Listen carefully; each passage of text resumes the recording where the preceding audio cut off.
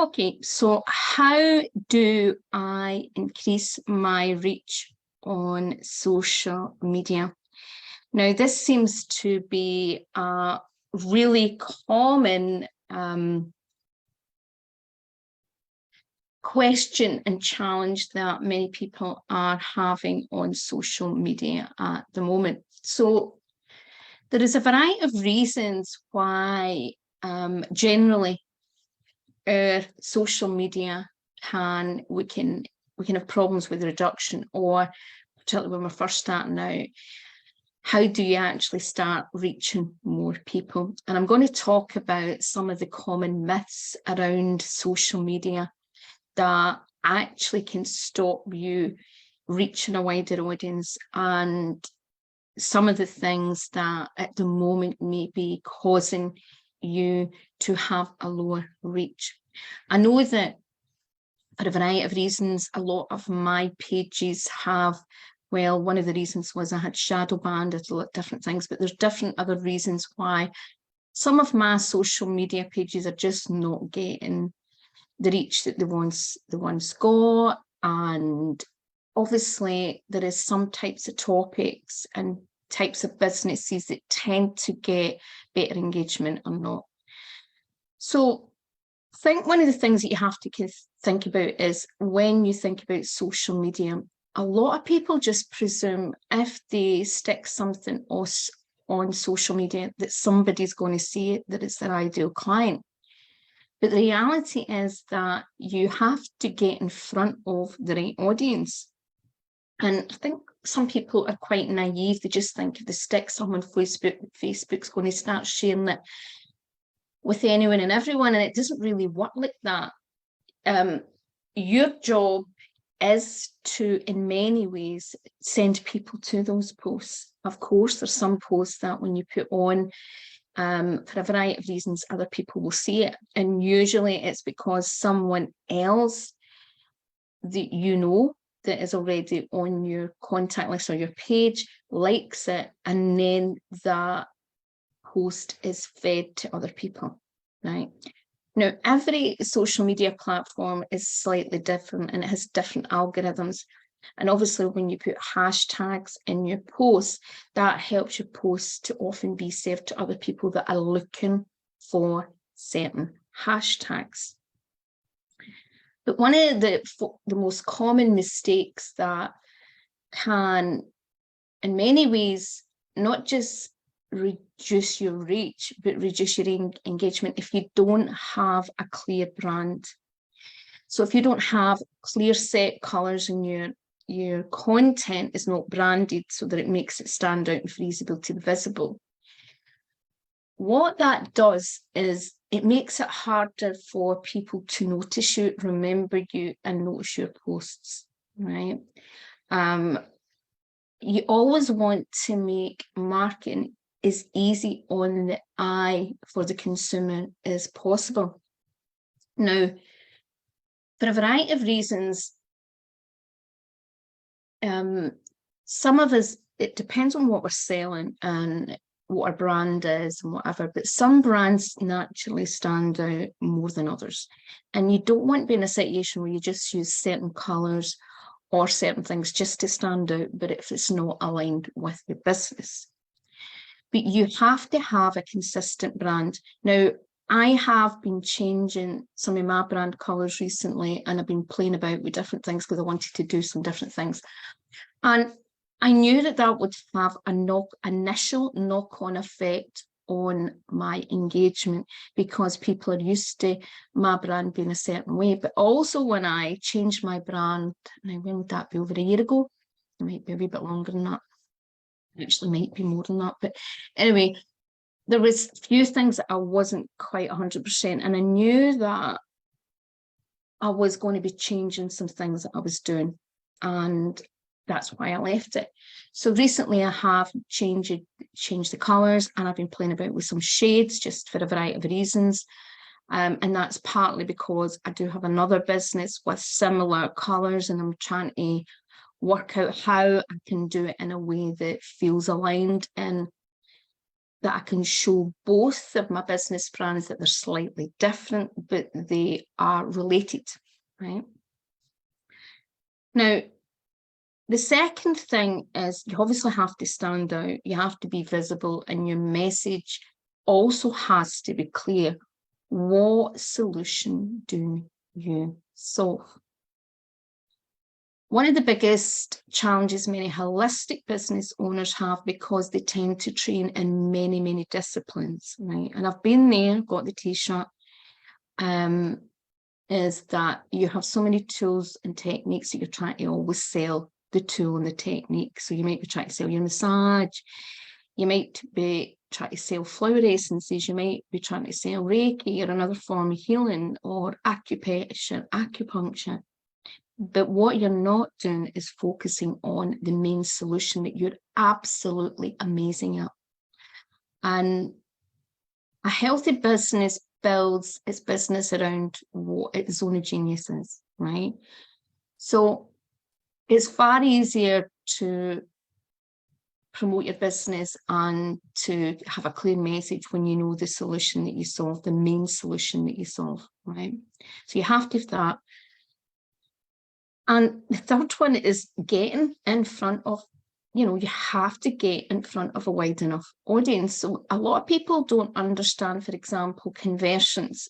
So how many people you tend to need to, for the average views of something before it converts to a click and then converts to a sale. And you might be surprised about this, but in some areas of the holistic and spiritual sector, because it is very saturated, and what I mean by that, and choice for people, is that sometimes the conversion can be as low as 0.1%. So that means that's quite a low, if it's an industry where there seems to be now. We've seen a dramatic increase. I would say there's been a dramatic increase in the last 10 years compared to the last 30 years.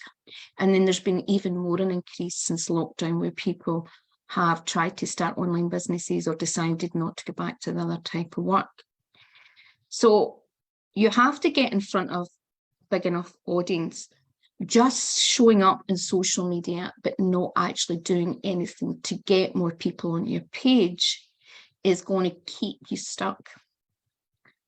And you have to find other forms of advertising and other ways to get in front of audience. And sometimes that is maybe working with other people who have their own mailing list, and maybe doing mutual swaps like podcasts or lives. Another really good way is to do it is someone's offering courses and training, and you say, look, would you be happy to do an exchange where I'll offer something extra for your audience, and you could offer something extra for my audience, this type of thing. And it's a way for people to get to know you, and again to either be on someone else's mailing list, get into groups and things like that. But one of the biggest things that I see is many people get into groups just selling, just promoting their own stuff, but actually not building relationships.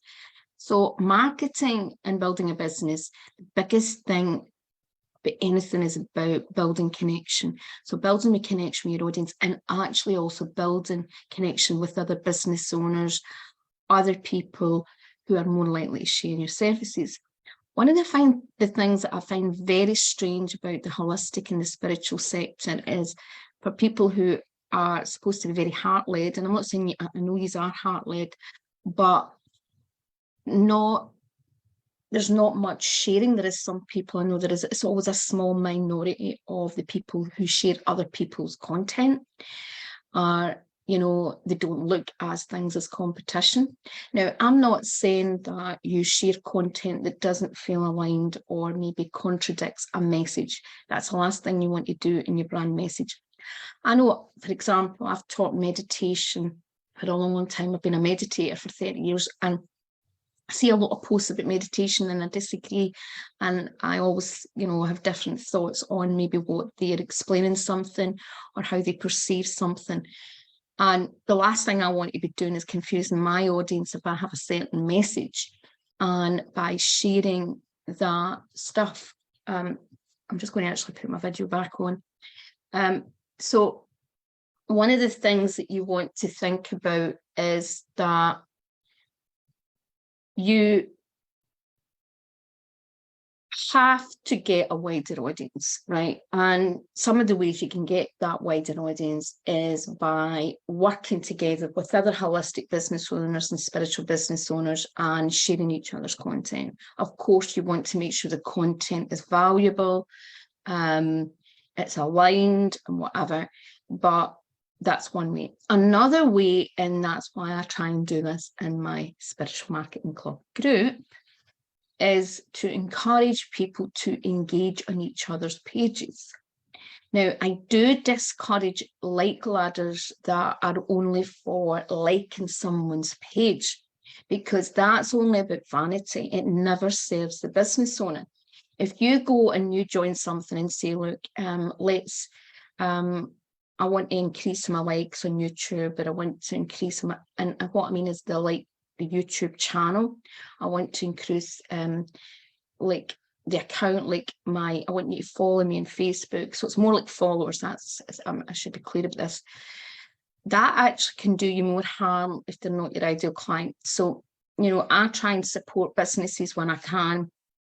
But obviously, in the type of work I do, I can't share everybody's content all the time. It would be really silly, and I can only do so much. But what I do see is, for example, automatically people asking me to invite their page. And for example, it might be a hypnotherapist who only does physical therapies, like physical clinic, and they're in America. So I'm not their ideal client. Or it might be something that I've taught for 20, 30 years, so I'm not their ideal client. So one way you can get around about that is just by belonging to pods or groups where people will comment and engage and genuinely comment on your page. And what you don't want just likes, because likes don't do anything for Facebook, right? If you genuinely want to support a business, you want to comment on it, an emoji, get some engagement and share the post, right? Obviously loves likes.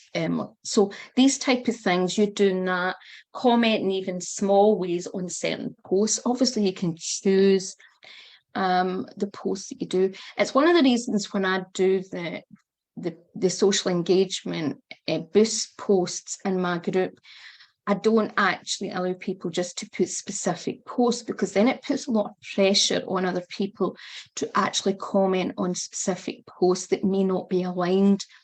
And sometimes people just choose the post that they're selling something, and you don't want that. So obviously that just what I'm talking about is posts that are just selling. I want you to be honest and look at your content and go through a couple of weeks of your social media pages and really be honest with yourself and say, how much am I giving my audience, as in how much nurturing connection, how much really valuable tips or content am I actually giving my audience that they're going to find highly valuable? Would I find that highly valuable, right? And also it has to be related to your audience, and it's also you want them to either be something that builds that connection so they trust you, right? Or it builds up, it helps them maybe with the problems they have. It could be like many problems. They maybe have a huge problem, but you actually can give them help with some of the many challenges they have. If you don't understand your audience, you'll often create content that's not valuable or valid. Now, one of the things sometimes you have to be conscious about is with the algorithms. For example, there is some of my content that actually gets fed to more people on certain platforms than others. So what I do is, for example, me coming in and doing this group, I know that when I do this in my live Spiritual Marketing Club group, particularly the time it's at, there's not always much engagement. People are busy. It's during the day, but it's sometimes the only time I can do certain lives because of my other work and my other training. But what do I do with this? So what I do is this is, an opportunity to go live, put engagement in the group, but I repurpose this content. So some of it I add to some of my memberships, I add it to YouTube, I put it on other things, I put it on Pinterest. Now, videos are not the biggest thing. You would normally always, mostly blogs, but I've got, okay, must have at least about 500 blogs through 3 of my platforms at least. So that gives you an idea. I don't have a problem of balancing my videos against my blogs. But, you want to be making sure that you are giving good quality content, and it's content that's valuable. I see a lot of people are very hesitant and they're frightened that they give away too much. And one of the things I would say, if you're frightened to give away too much, you really have to see, are you lacking alignment? Are you lacking confidence in what you're actually teaching or what you're actually sharing or doing for people? Because when you are in alignment and you know what you're here to do and your offerings are aligned, it should be really easy to come up with topics and things to talk about, because that's a subject you should have either experienced or really know about well, right? And sometimes it's just getting out your own way in respect of simplifying it, just thinking about, well, what was the issues when I had these experiences? Okay, what was my doubts, what was my fears? And a lot of when you are building connection with your audience is helping them understand why they should buy your products and services. And it's not just all about you. I think one of the biggest things that's caused confusion in the era of what we call personal branding and branding, even branding personalities, what I teach, is that if some people don't understand that and they're maybe just watching a snippet of something, they assume that the people just buy because they're buying from that person. And of course, people buy from people. But at the end of the day, it's not just about you. They have to know that your product or service is exactly aligned with what they need. And if you're not educating them why that product or service may be aligned or not aligned with them, you're not building that know, like, and trust, right? So that's really, really important.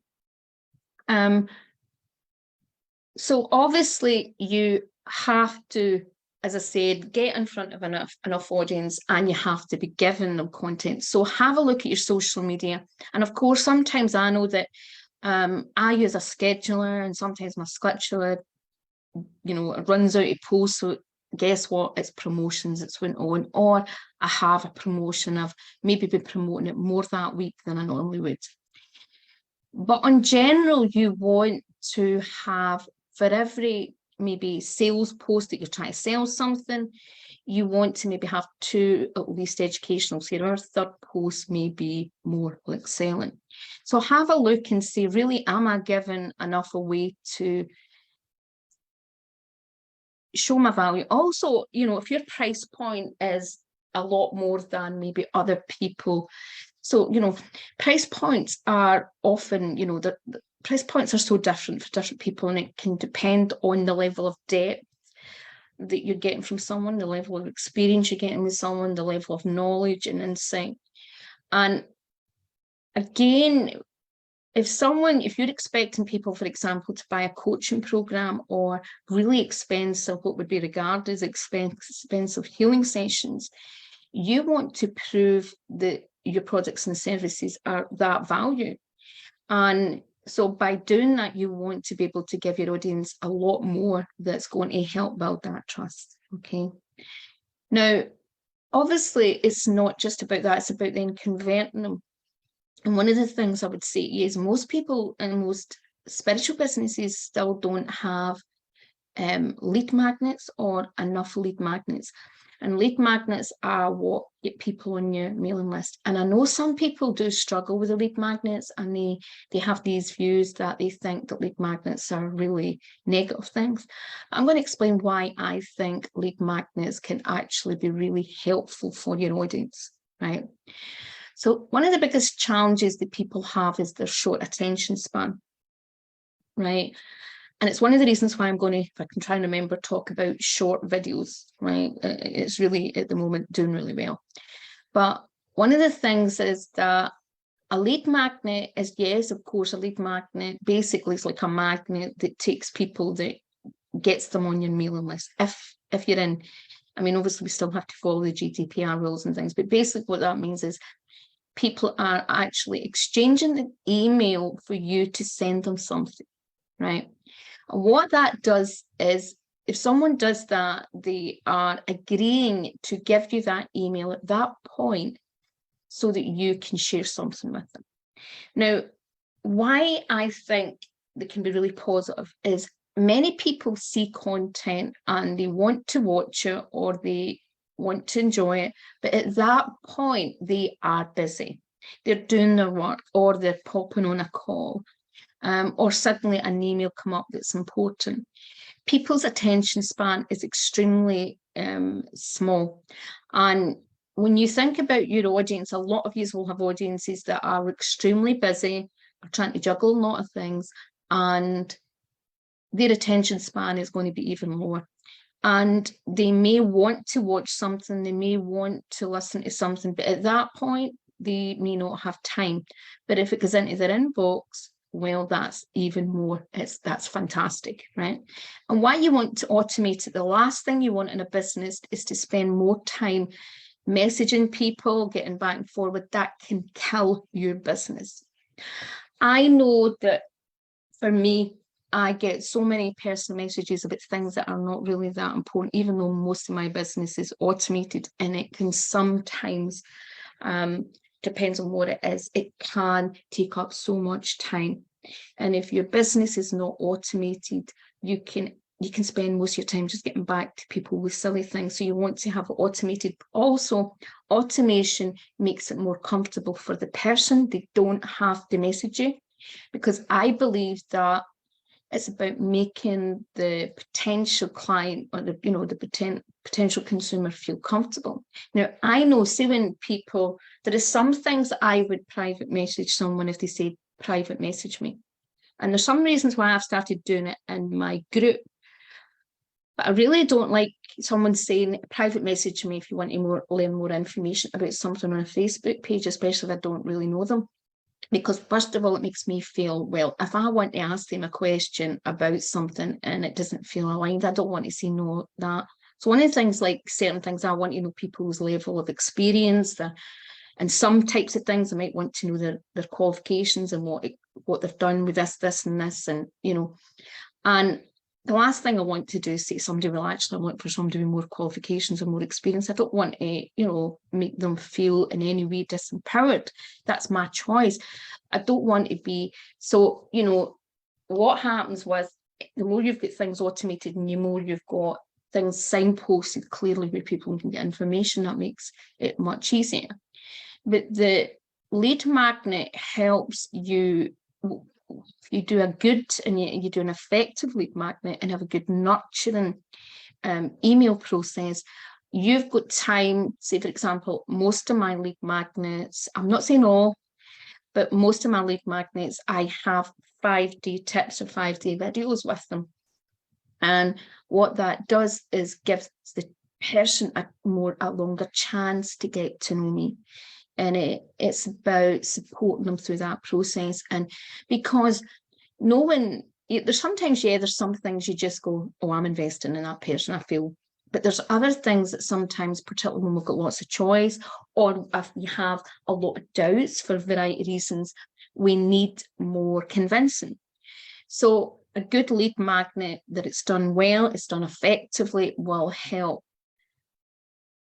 support, and will also so a lead magnet is a freebie. So if it's a good freebie and people can sign up, that's another form of engagement. It's a way that people engage, because they'll say, oh, look, there's a freebie.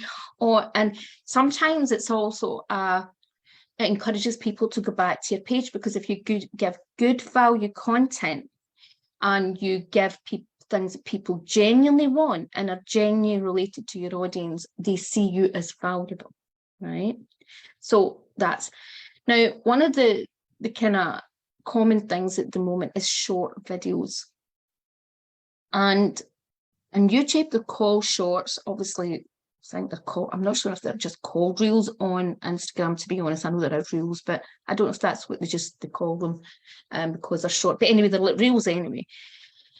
So basically, these are tiny mini videos, right?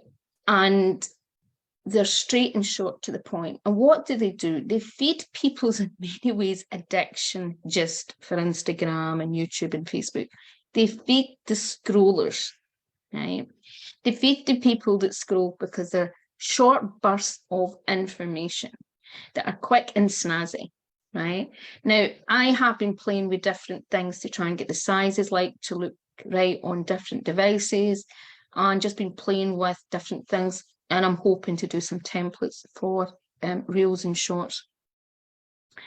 But you want to have, and this is one of the things that I'm working on now, just playing about with different reels so they're concise, and just at the moment experiment with what looks right, and what's going to look best for my brand, so that then it's consistent and I have a consistent message. But the key here is obviously you want to stick to the same colors. You want to have, you know, if you've got a logo, you want to have your logo, you want to be clear, and you want to have certain things clear so that your audience recognizes it's you, right? But the key here with any reach, increase your reach, you have to get to a wider audience. If you're just turning up and expecting people to find you, you're missing the point about marketing. Marketing is about you getting in front of a wide audience. So don't assume just because you turn up on social media that people are going to find you. You have to go and increase the reach. Now, that is why Facebook, for example, and Instagram advertising is there, because that increases your reach. Now, for a variety of reasons, and I'm not really wanting to go into it because particularly I'm on Facebook doing that, I stopped doing that sort of advertising for a lot of obvious reasons. Some of you will know. And I'm hoping that this platform will change ethically, and maybe we'll get another different takeover like some that's happened on Twitter. But that's another story. But what I want you to do is think about that. Are you really, or are you just putting everything on your page? What are you doing to get other people to see your page? And how many people on your Facebook page are your ideal clients, people that would actually buy, right? Because I get asked daily from people to like their page, and I'm not their ideal client, so they don't understand that. So that's because if you on your Facebook have lots of people who are not your ideal audience, the algorithm is worked out probably the wrong type of client that is your ideal client, particularly if you're not into the thousands, okay?